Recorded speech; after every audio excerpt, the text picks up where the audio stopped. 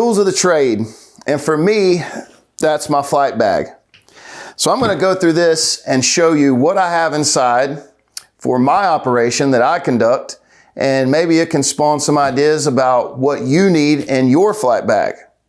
So first, let's talk about the bag. Now, this is a nice tactical style bag. It has several different hooks and loops on it. So I was like, that'll be perfect.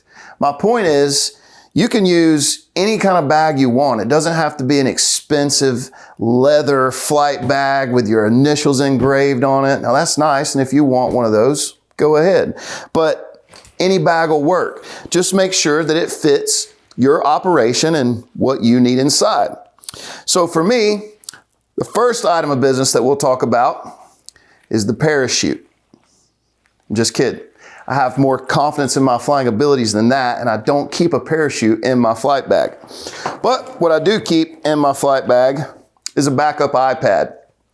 Now, I say backup because our fleet here at Ace Aviation, we have flush mount iPads in the dash for all of our FAA publications, but the FAA recommends if you're gonna use electronic flight bags that you have a backup. So here's mine, good old backup iPad. Now, an iPad doesn't do you much good if it has a dead battery. So to remedy that situation, I have a pouch in my kit devoted especially to chargers and cords. And I have a cord and a charger for every piece of electronic equipment in my bag. That way, if I need a charge, get that done.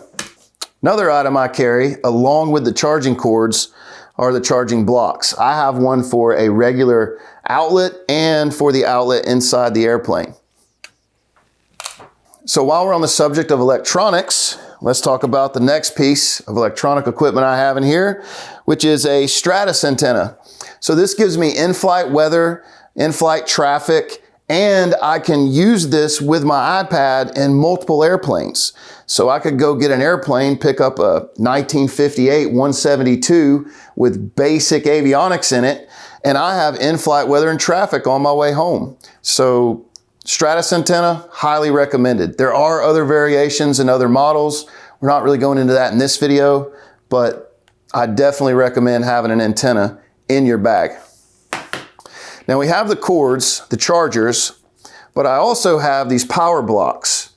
There's about 1,000,001 different manufacturers. Here's 2 different kinds, but these are awesome to have. You don't always have an electrical outlet to plug your stuff into, and a lot of times in older General Aviation airplanes, the cigarette lighter port doesn't work either. So you're out of luck with these. That's why I recommend carrying external battery packs. That way you can stay charged. Next, we have a fuel tester. I carry a fuel tester because you never know when you'll get stuck. It's raining, your plane gets left on the ramp. You don't want to go back out, jump in the plane and not test the fuel for water. So I keep a fuel tester. A lot of aircraft have these on board the plane, but just in case I find myself in a situation without one, I bring my own. So the other end of this thing has a screwdriver blade, both a Phillips head and a flathead, and that comes in very handy when you need to remove a cowling or do very basic maintenance tasks on your airplane, which is not too far out of the question. I mean, if you drop an oil cap down in the cowling of a 182, you're gonna need one of these to get it out. So I recommend keeping one of these in your flight bag, or at least a screwdriver. Now on the outside, I have clipped on here my Bose headset. There are several different brands and styles and price points, but I went ahead and went with the Bose. I use it every day. It's a good headset. I recommend it. Now, I keep a set of gloves on my flight bag, and mainly it's because I don't want to get my hands dirty. But we often have to pump our own fuel. And if I'm pumping fuel, put up the fuel hose, get black soot all over my hands, and then get back into my client's $500,000 Cirrus, they're not gonna be too happy about that. So I keep a set of gloves for refueling, checking the oil, anything else you might have to do. Gloves come in handy, especially with these cold days we've been having here these last few weeks. All right, also you'll notice dangling off the side here, we have a headlamp. I have a headlamp because it's very useful when doing nighttime pre-flights or anything of the such. If you're sitting in the cockpit trying to get things set up, it's very nice to have your hands free. So would definitely recommend having a headlamp. Helps you out with checklist, several items in the cockpit. Now, aside from my headlamp, I also have a regular flashlight. And this particular flashlight plugs into a cigarette lighter so it can stay charged.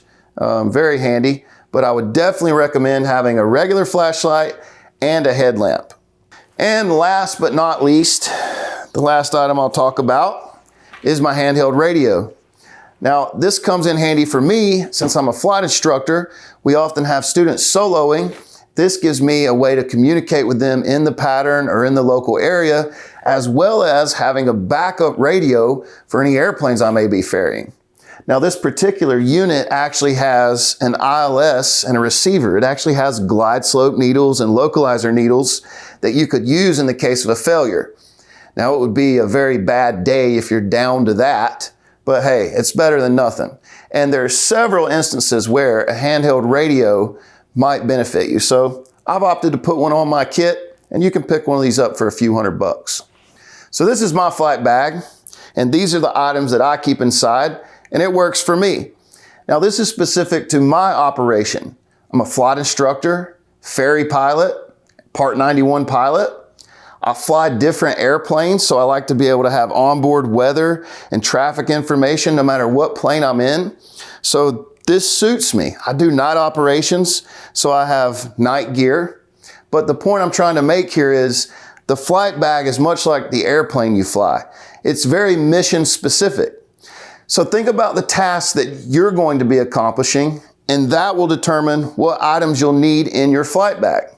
For example, if you're a student pilot, you might add a notepad and a FAR aim to your flight bag because you're still learning the regs. You might want to write down tips or debrief areas that your instructor go over with you after your flight.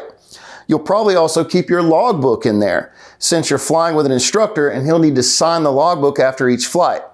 Whereas in my case, most of the time I don't need my logbook signed unless I'm doing a flight review or something. So that's it. That's what's inside my flight bag. Hopefully this gives you an idea of how to prepare and be a successful pilot.